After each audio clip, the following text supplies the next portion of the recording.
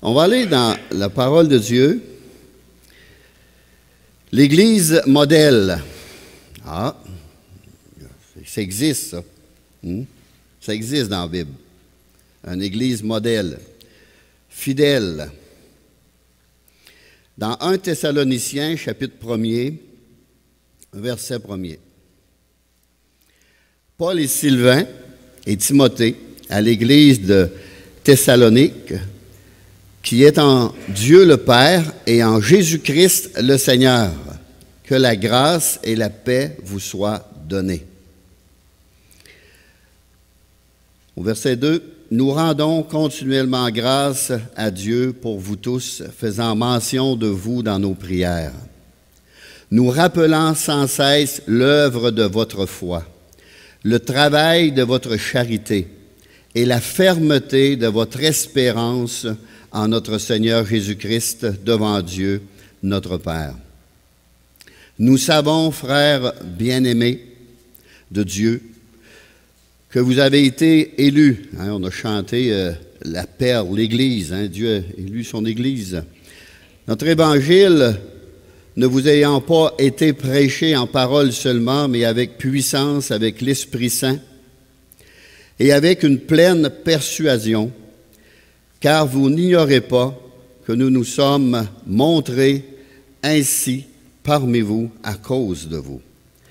Et vous-même, vous avez été mes imitateurs et ceux du Seigneur en recevant la parole au milieu de beaucoup de tribulations avec la joie du Saint-Esprit, en sorte que vous êtes devenus un modèle pour tous les croyants de la Macédoine et de l'Achaïe.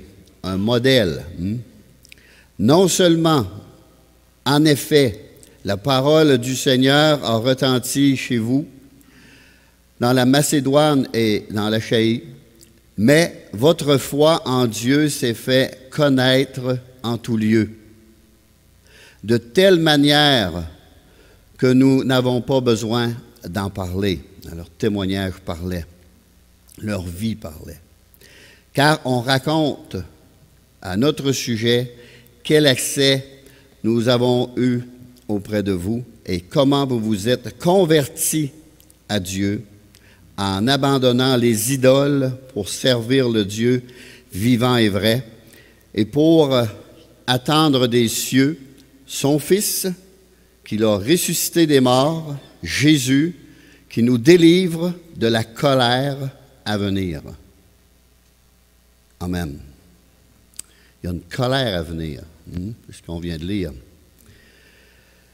Alors, merci Seigneur pour ta parole. Puisses-tu la bénir dans nos cœurs, la rendre vivante, pénétrante, tranchante, nous parler, nous instruire, nous secouer par elle même.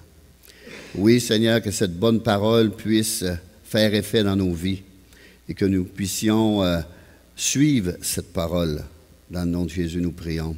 Amen. Alors, la beauté de cette Église n'était pas due à un édifice somptueux, mais au fait que ses membres étaient en Dieu le Père et en Jésus-Christ le Seigneur. C'est ce qu'on a lu au verset 1er. Un groupe de personnes appelées par Dieu du reste de l'humanité, comme on pourrait dire, qui ont répondu à cet appel et mis à part pour lui. Dieu, en tant que Père, évoque la sécurité, l'amour et la force. Et en Jésus-Christ, le Seigneur, il est le souverain auquel on doit obéir. On doit se soumettre en toutes choses. Dieu le Père, Dieu le Fils, ils sont inséparables. Ils ne se séparent pas, on ne peut pas les séparer. Ils sont toujours ensemble. Moi et le Père, nous faisons un, a dit Jésus. Alors que la grâce, on a lu aussi que la grâce et la paix vous soient données. La grâce est la faveur non méritée de Dieu envers nous, dans tous les domaines de notre vie. C'est par grâce qu'on peut rester au Seigneur même. Nous sommes sauvés par pure grâce. C'est un cadeau que Dieu nous a fait. Ce n'est pas quelque chose qu'on travaille, qu'on gagne, puis on mérite d'aucune façon. C'est le don gratuit de Dieu.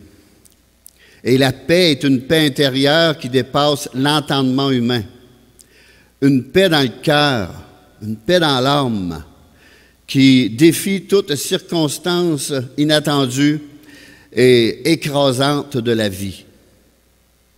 Un bien-être intérieur. Même, c'est écrit dans la Bible, un bien-être intérieur qui est ineffable, inexplicable. On ne peut pas l'expliquer, cette paix profonde-là. Alors, la grâce et la paix vont ensemble, vont de pair, car la grâce de Dieu est le fondement de cette paix. C'est la grâce qui conduit à la paix. Sans la grâce, il n'y a pas de paix. La grâce, c'est notre salut. La grâce et la paix représentent la source des bénédictions, de toutes les bénédictions de Dieu. Cette Église était devenue un modèle pour tous les croyants.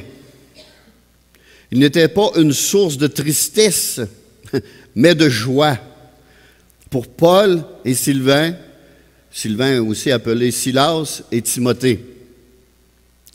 Ils se réjouissaient ensemble de ce que le Seigneur avait accompli dans la vie de leurs enfants spirituels.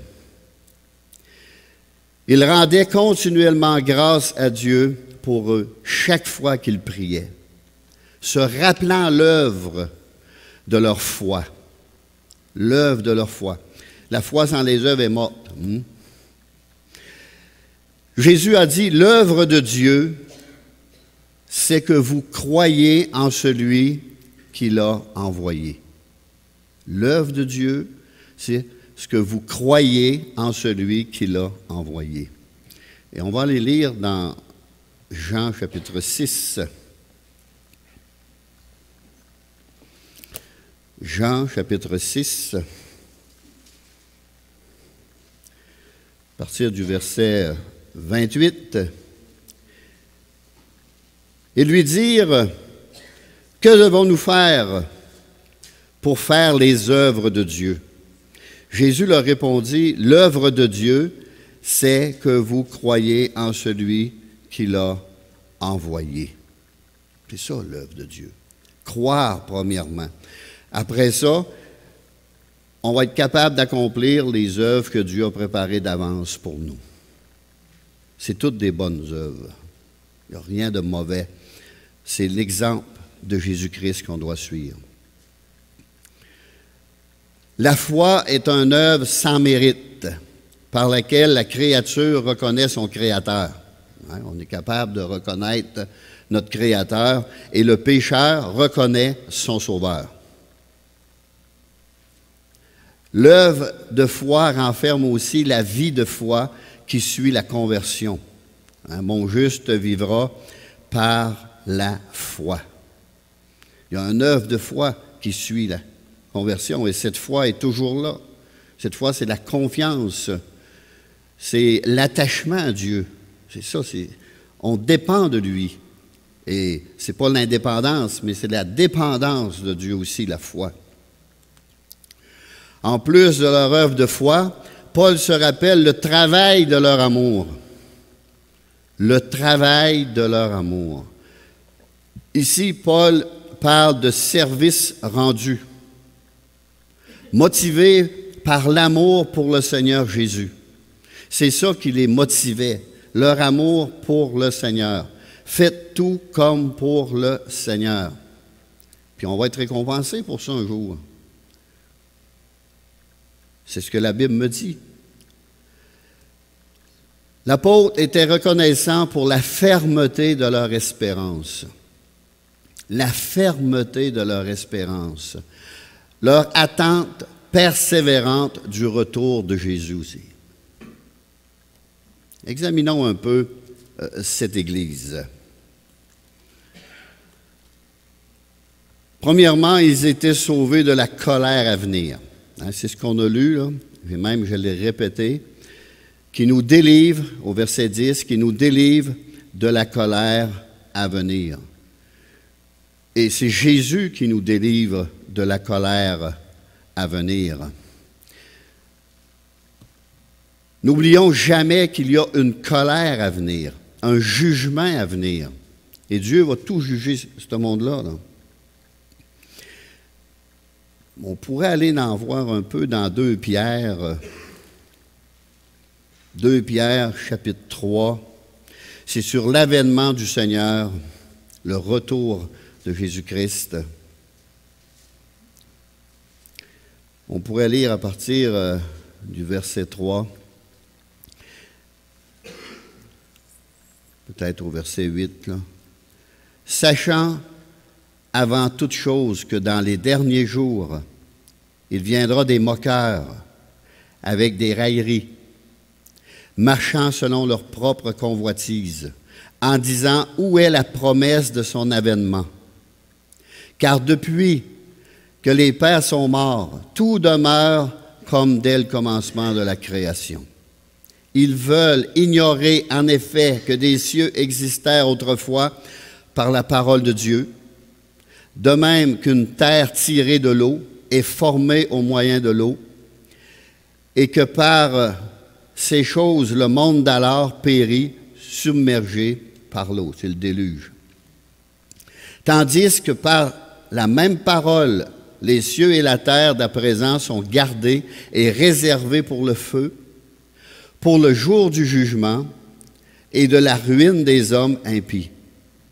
Mais il est une chose, bien-aimée, que vous ne devez pas ignorer, c'est que devant le Seigneur, un jour est comme 1000 ans, et 1000 ans sont comme un jour. Elle reste, vous le lirez à la maison, mais il va y avoir une colère, ça c'est sûr et certain. Une colère à venir, une colère contre toute impiété, toute injustice des hommes qui retiennent injustement la vérité captive dans Romains 1,18.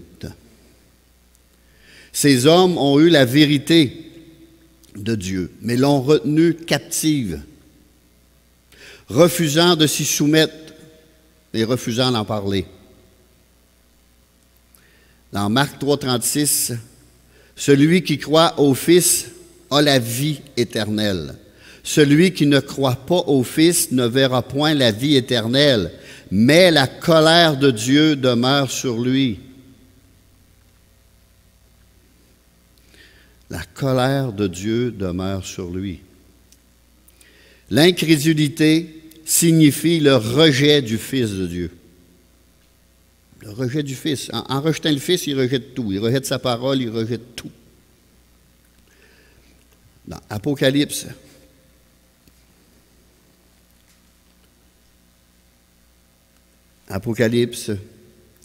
chapitre 6, verset 15.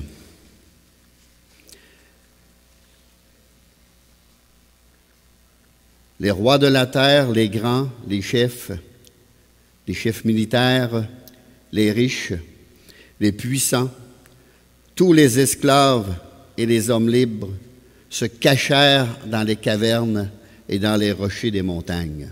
Et ils disaient aux montagnes et aux rochers, « Tombez sur nous et cachez-nous devant la face de celui qui est assis sur le trône et devant la colère de l'agneau. » L'agneau de Dieu, c'est Jésus-Christ. Car le grand jour de sa colère est venu, et qui peut subsister? Personne ne va résister, mes amis. Personne ne va résister à cette colère-là. Les fidèles des églises de Christ ne sont pas destinés à subir la colère de Dieu. On n'est pas destiné à ça. On l'a lu au verset 8. Non seulement, en effet, la parole du Seigneur a retenti chez vous, dans la Macédoine et dans l'Achaïe, mais votre foi en Dieu s'est fait connaître en tout lieu, de telle manière que nous n'avons pas besoin d'en parler. Et là, à cause de leur foi, alors c'est Jésus qui délivre de la colère à venir. Nous qui sommes du jour. Nous qui sommes du jour. Allons dans chapitre 5. 1 Thessaloniciens 5, verset 8. Et nous qui sommes du jour, soyons sobres, ayant revêtu la cuirasse de la foi et de la charité, et ayant pour casque l'espérance du salut. Et au verset 9, car Dieu ne nous a pas destinés à la colère, mais à l'acquisition du salut par notre Seigneur Jésus-Christ.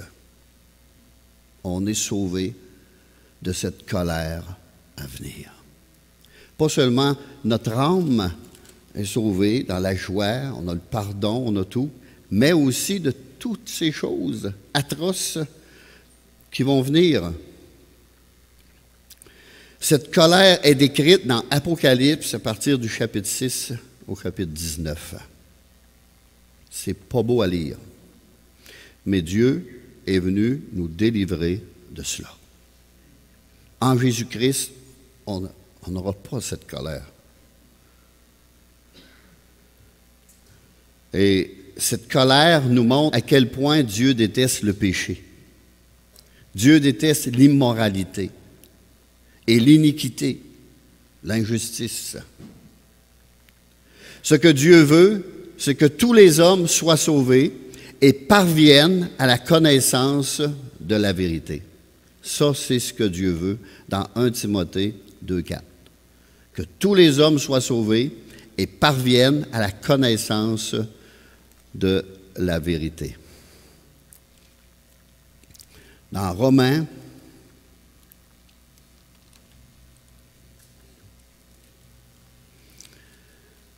au chapitre 5,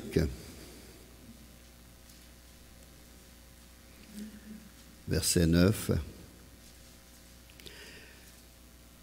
Romains 5, 9, à plus forte raison donc, maintenant que nous sommes justifiés par son sang, le sang de Christ qui a coulé à la croix du Calvaire, serons-nous sauvés par lui de la colère.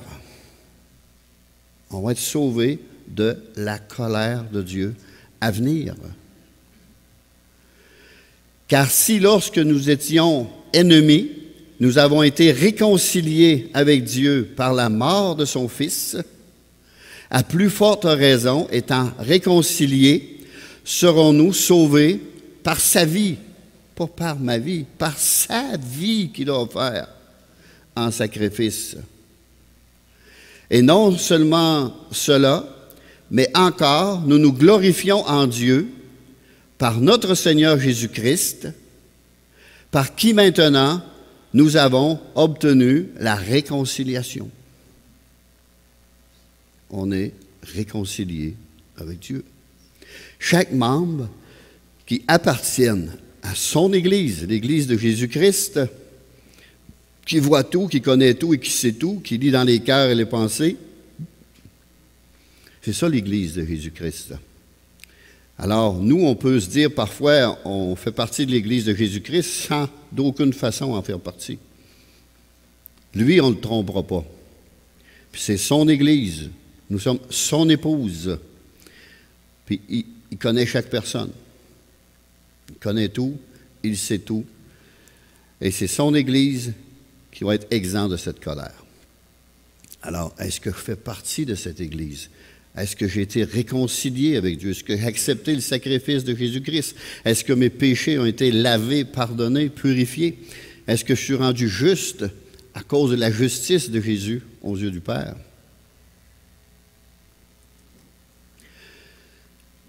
Ce que je désire, est-ce que le méchant meurt, dit le Seigneur éternel? N'est-ce pas qu'il change de conduite et qu'il vive dans Ézéchiel 18, 23?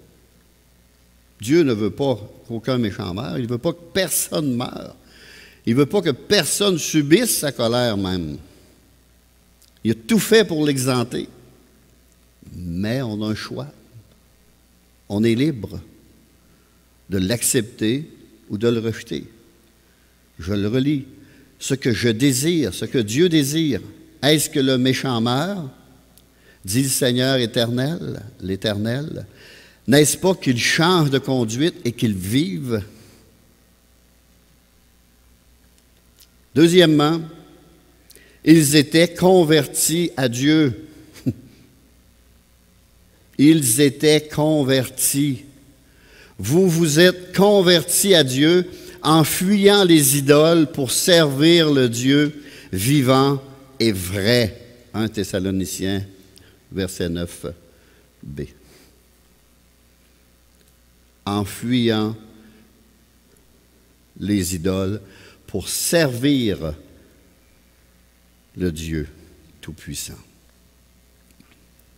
fidèle et vrai, vivant et vrai. Ils disent vivant, c'est parce que Jésus est ressuscité.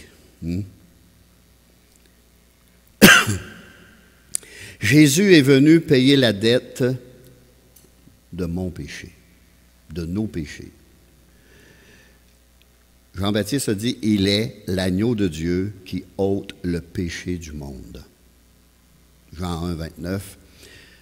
Puis dans Apocalypse 5, 12, l'agneau qui a été immolé est digne de recevoir la puissance, la richesse, la sagesse, la force, l'honneur, la gloire et la louange. Alors, n'ayons pas peur de louer le Seigneur, n'ayons pas peur de l'adorer, de le célébrer. L'agneau qui a été immolé. L'agneau. Chacun doit se convertir et croire en lui et en lui seul. Pas croire en deux, trois en même temps, là. Un seul. Les idoles, les inconvertis sont nombreuses et variées. On en voit partout. Ce qu'il faut, c'est se tourner vers Dieu qui nous a tant aimés et qui nous a donné son Fils. Moi, j'aime assez ce verset-là, ce verset de salut, ça, le plus populaire, je crois, car Dieu a tant aimé le monde qu'il a donné son Fils unique, écoutez bien, afin que quiconque croit en lui ne périsse point, ne subisse point sa colère, en d'autres mots. C'est ça, pas périr. Ne périsse point, ne subisse pas sa colère à venir, mais qu'il ait la vie éternelle. Cette vie auprès du Père, cette vie auprès du Fils, cette vie dans l'éternité. C'est glorieux et merveilleux, ça. Nous devons lui laisser la première place dans notre cœur. On l'a chanté ce matin. Et abandonner toutes les fausses idoles qui nous empêchent de croire en lui et de le servir toujours lui seul, comme des chrétiens, comme ces chrétiens ici de l'Église de Thessalonique. Paul les a admirés pour cela. Troisièmement, ils avaient reçu la parole de Dieu. Ils avaient reçu la parole de Dieu. Ils l'avaient acceptée. Et vous-même, vous avez été mes imitateurs et ceux du Seigneur en recevant la parole au milieu de beaucoup de tribulations, avec la joie du Saint-Esprit. Wow! Vous savez, la présence de Dieu, des fois, elle se manifeste. Des fois, on la ressent. Là, elle est tellement forte là, qu'on pleure, on brise dans sa présence. D'autres fois, elle est moins forte. On la ressent un peu moins. D'autres fois même, un peu moins encore. Et dans certaines églises, du tout. Ça n'arrive pas jamais, ça. Ne la ressentent pas. Mais ici, avec la joie du Saint-Esprit, puis au milieu des tribulations, là, puis des persécutions. Tribulations, ça, c'est des épreuves diverses de toutes sortes et nombreuses. Des persécutions abominables. C'était des temps troublés. On voit ça dans Acte 17, en parle. Je ne sais pas si on pourrait aller... Acte 17, je vais vous en citer par cœur, là. Ils arrivèrent à Thessalonique et entrèrent dans la synagogue et expliquait selon les Écritures que le Christ devait souffrir et ressusciter. C'était le message de Paul, ça. Il leur annonçait Jésus, le Seigneur et Sauveur. Puis au verset 4 de Actes 17,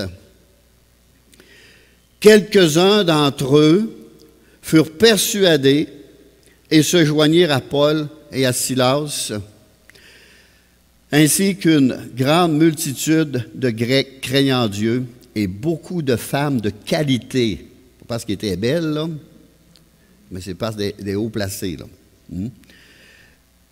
Mais les Juifs jaloux prirent avec eux quelques hommes, quelques méchants hommes de la populace, provoquèrent des attroupements et répandirent l'agitation dans la ville. Ils se portèrent à la maison de Jason, ou Jason, là. Nous autres, on aime mieux le dire en anglais. Et ils cherchèrent Paul et Silas pour les emmener vers le peuple. Puis là, ils se sont défoulés sur Jason, là, puis ils ont mis à l'amende, puis toutes sortes de choses. Alors, il y avait une forte opposition que nous, on n'a pas subi encore. C'est de telle opposition là, de la part des hommes. Là. Des hommes méchants. Ils ont point... Ça ne les a pas empêchés de recevoir la parole. Et avec détermination. Détermination. C'est la marque d'une âme et d'une Église en bonne santé. Même à travers la persécution, ils vont continuer. Notre frère a témoigné, il a donné, il y en a qui l'ont accepté, il y en a d'autres qui le rejettent carrément, mais ils témoignent, puis on témoigne. Puis des fois, on arrive sur des personnes qui sont bien ouvertes, d'autres qui sont fermées. Moi, je me souviens que j'avais déjà donné un pamphlet à quelqu'un, puis il avait témoigné, puis il avait parti à rire, puis il l'avait jeté dans l'eau, puis il avait mis le pied dessus. Vous savez, en enfer, il va voir, s'il n'est pas sauvé, ça va y revenir continuellement. Un jour, j'avais envoyé un jeune homme, j'avais peut-être 16 ans, vers toi, puis tu as ri de lui, puis tu as jeté le pamphlet à terre, puis dans l'eau. C'est ce que j'en fais de ton pamphlet. C'était le message du salut qu'il y avait dedans. Là. Le message qui pouvait sauver son âme. Là. Ça fait que, vous savez, dans la parole que Jésus a donnée par rapport aux riches et Lazare, il dit aux riches, souviens-toi. Souviens-toi. Puis ce qui fait d'un enfer une véritable enfer, c'est de se souvenir. Souviens-toi, chaque fois que j'ai placé quelqu'un devant toi, chaque prédicateur, chaque chrétien qui t'ont tendu la main, qui t'ont témoigné de leur amour pour Dieu, du sacrifice de Jésus-Christ, souviens-toi. Souviens-toi. Puis laissez-moi vous dire que ça fait un enfer, une véritable enfer. Se souvenir. Quand que Dieu dit dans les tourments, se souvenir, il va dire, qu'est-ce que j'ai fait pour refuser cela? Mais il y a un temps de salut gratuit, et on est pendant cette période encore là, gloire à Dieu, mais il va y avoir un temps que ça va être passé. Ça va être au prix de leur vie. Il va y avoir encore une espérance de salut après l'enlèvement, au prix de la vie des personnes. Mais Dieu donne encore une chance. Dieu tend encore la main. On voit qu'un Dieu, amoureux des gens. Ici, cette Église-là, elle reçoit avec joie la parole de Dieu. Elle aime la parole de Dieu. Elle aime les serviteurs de Dieu. Elle aime la prédication de la parole. La parole les réjouit, la parole lui fait du bien, la parole les rassure, les restaure. Ils étaient attachés à cette parole.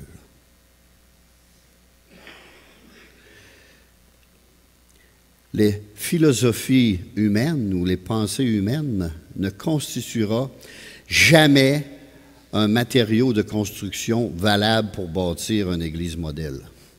Jamais. Ce n'est pas le bon matériau. Les esprits réveillés ont soif de la parole de vie, parce qu'ils ont la vie de Christ en eux. Et ils aiment la parole.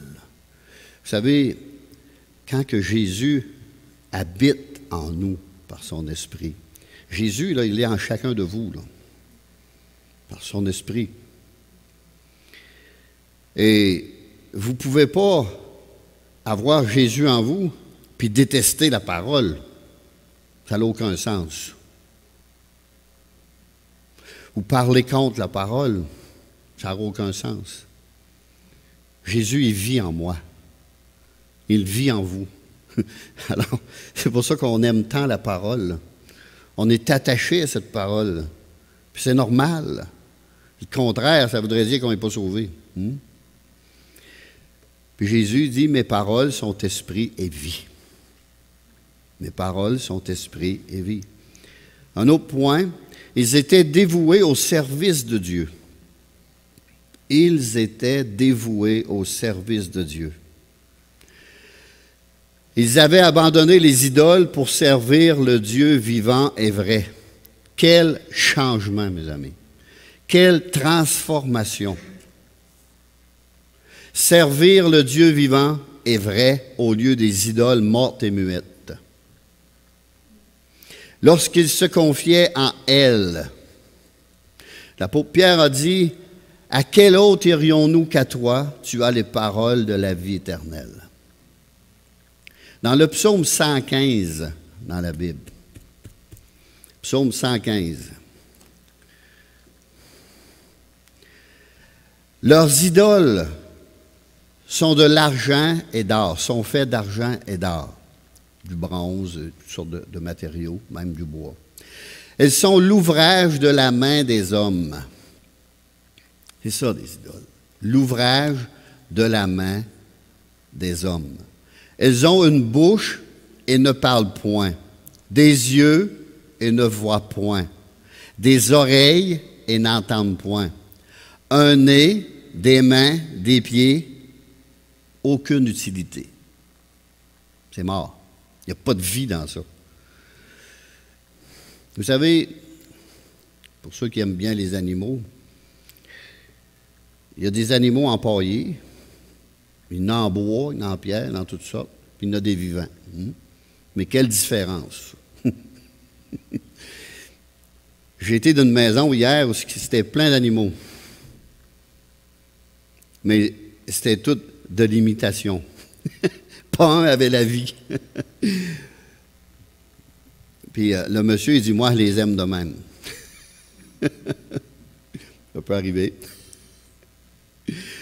Parce que quand ils ont la vie, des fois, ils nous tapent ses nerfs aussi. Mais ils sont vivants. Hein? Il y en a d'autres qui sont vivants. Chez nous, ils sont vivants. Il y a toujours de ça qui sont très vivants.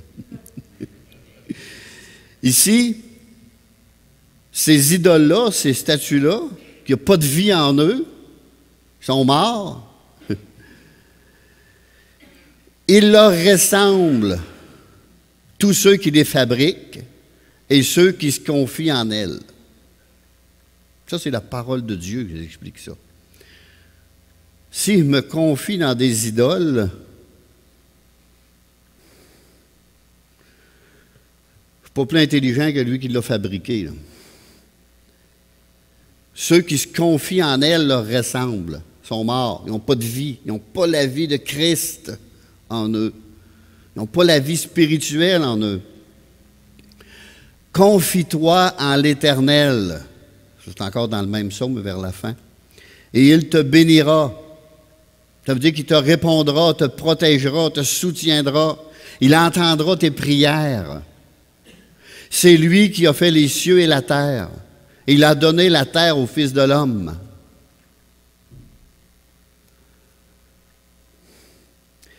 Ce ne sont pas des morts qui célèbrent l'Éternel. Ce ne sont pas des morts qui célèbrent l'Éternel. Ce n'est aucun d'eux. Écoutez bien, car ils descendent dans le lieu du silence. Ils descendent dans le lieu du silence. Ça veut dire qu'ils ne communiquent plus avec nous autres, là. D'aucune façon. Ils sont silencieux. Aucune idole, aucune statue, aucun mort, aucun saint ni sainte. Ils sont tous dans le lieu du silence. Mais nous, les vivants, nous bénirons l'Éternel dès maintenant et à jamais. Louez l'Éternel et servez-le avec joie, comme des chrétiens de l'Église de Thessalonique. Puis même la Bible, je n'ai pas pris le temps de chercher la référence. C'est écrit qu'en arrière de chaque statue que l'on prie se cache un démon. Et de là viennent les réponses quelquefois. On va dire comme mon père, j'aimerais mieux mourir qu'être guéri par le diable. Mon père disait ça souvent. Mais Dieu l'a guéri à plusieurs reprises. Dans Tite,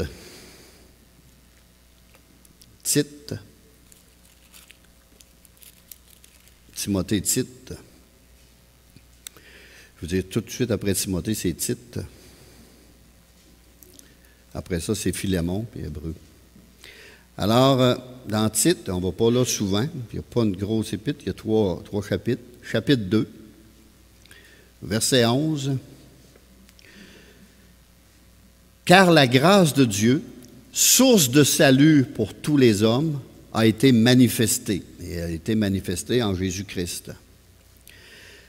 Elle nous enseigne à renoncer à l'impiété et aux convoitises mondaines et à vivre dans le siècle présent selon la sagesse, la justice et la piété. Notre piété, c'est notre amour pour Dieu. En attendant la bienheureuse espérance et la manifestation de la gloire du grand Dieu et de notre Seigneur Jésus-Christ, qui s'est donné lui-même pour nous, afin de nous racheter de toute iniquité et de se faire un peuple qui lui appartienne, purifié par lui et zélé pour de bonnes œuvres. Il me semble que le salut est clair dans la Bible, un peu partout. Quand on veut vraiment chercher, là, puis savoir, là, les versets sont tellement clairs, nets et précis, là, il n'y a rien à dire.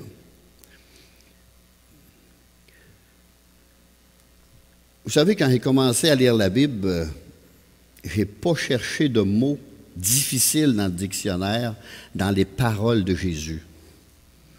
Les paroles de Jésus, il y a des Bibles qui se vendent, toutes les paroles de Jésus sont écrites en rouge. Puis je n'ai jamais cherché un mot dans le dictionnaire des paroles de Jésus, tellement qu'ils sont simples, à la portée de tous et de chacun, même à la portée des enfants. Alors, le Seigneur n'a pas compliqué rien, là. Tout est simple. C'est quand que vous arrivez à des prédications trop compliquées, puis vous vous perdez, là, ouais, il y a un risque, là. Quand c'est devenu trop intellectuel, là, un problème à quelque part. Et dernièrement, 5e point, ils étaient joyeux par la joie du Saint-Esprit. Ils avaient cette joie du Saint-Esprit en eux. Chapitre 6, là, B. Malgré toutes ces persécutions-là, ces tribulations-là, ils ont imité le Seigneur en recevant la parole qu'ils ont aimée et avec joie, la joie du Saint-Esprit. Alors, ils avaient la joie du Saint-Esprit parce qu'ils avaient la parole de Dieu dans leur cœur et la puissance du Saint-Esprit en eux. Ils n'accomplissaient pas leur service comme si c'était un pesant fardeau, quelque chose de lourd. Non, ils étaient remplis de joie et du Saint-Esprit. La plénitude, on appelle. Faites tout comme pour le Seigneur dans la Bible. Faites tout comme pour le Seigneur. Ils ont honoré Christ comme chef de l'Église et Christ les a honorés parce qu'ils ont agi de manière à glorifier le nom du Seigneur.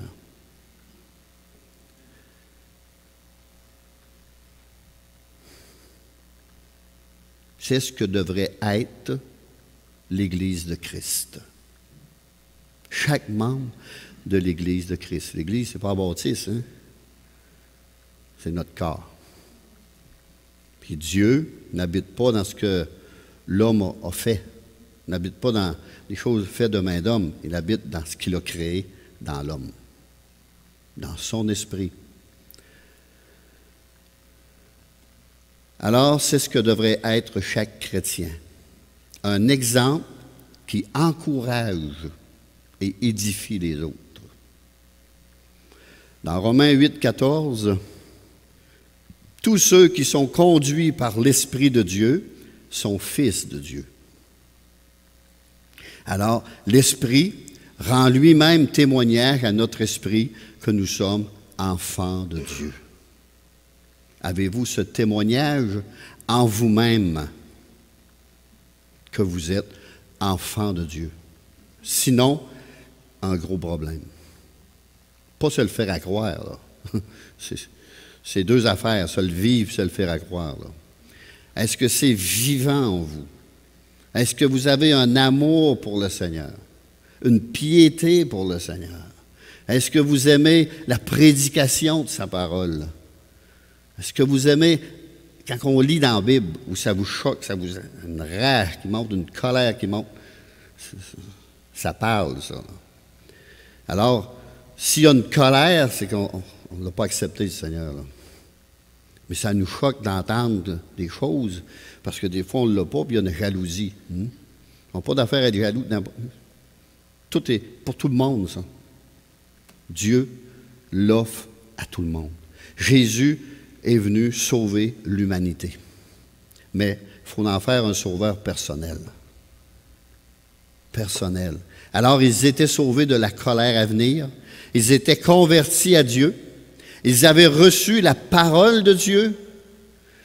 Ils étaient dévoués au service de Dieu. Et ils étaient joyeux par la joie du Saint-Esprit. Ils étaient enfants de Dieu. Amen. Prions. Père éternel, nous nous plaçons devant toi ce matin et nous avons entendu cette parole qui est de toi, Seigneur. Ces versets, ces textes sont écrits dans la Bible. Je les ai seulement lus. Mais toi, Seigneur, tu appelles encore. Tu appelles encore ce matin. Tu frappes à la porte des cœurs ce matin encore. Tu frappes en tout lieu, Seigneur. Et cette porte ne s'ouvre qu'à l'intérieur. Elle ne s'ouvre pas par l'extérieur. Et quand quelqu'un ouvre la porte de son cœur, tu entres. Tu entres en lui. Tu apportes la vie. Tu es cette vie, Seigneur. Le Père donne la vie, le Fils donne la vie, nous dit la parole. Et chaque personne a besoin de cette vie. Et ma prière est que chaque personne t'ouvre la porte de leur cœur ce matin et te laisse entrer, Seigneur, afin que tu apportes la vie spirituelle, la vie éternelle et la vie en abondance, comme cette Église avait, Seigneur. Ils étaient remplis de toi. Ils avaient tout mis de côté pour toi, Seigneur. Ils avaient enlevé tous les idoles de leur vie. Et tu étais le premier assis sur le trône de leur cœur. Ils aimaient la parole et obéissaient à cette parole. Ils se soumettaient à cette parole. Oui, Seigneur, tu entres dans la vie, dans le cœur de ceux qui t'ouvrent ce cœur à toi, Seigneur. Et tu viens apporter ta paix, ton pardon, Seigneur. Tu leur pardonnes toutes les iniquités, tous les péchés. Tu pardonnes tout, Seigneur. Et on peut repartir à zéro avec toi. On peut repartir à neuf, une nouvelle création, une nouvelle créature.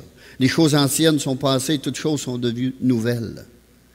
Parce que tu as mis ton esprit, Seigneur. Et là, nous sommes enfants de Dieu, sauvés par grâce, sauvés par le sacrifice de Jésus à la croix. Tu nous as tant aimés, Père, que tu as donné ton Fils, afin que quiconque croit en toi, en lui, ne périsse point, mais qu'il ait la vie éternelle. Merci, Seigneur, pour tant d'amour. Merci pour ta justice. Merci pour ta vérité. Merci pour ta parole. Sois loué et béni de tout cœur, Seigneur. Sois adoré, Seigneur. Nous n'avons pas honte de t'adorer, de te célébrer, de t'exalter, parce que tu en es digne, agneau de Dieu. Et tu es assis sur le trône. Et tout a été remis entre tes mains. Tout a été remis entre tes mains. Nous n'avons qu'à lire l'Apocalypse. Tout est remis entre tes mains. Merci, Jésus. Alors que Dieu vous bénisse. Saluez-vous les uns les autres. La paix de Dieu vous accompagne et bon appétit.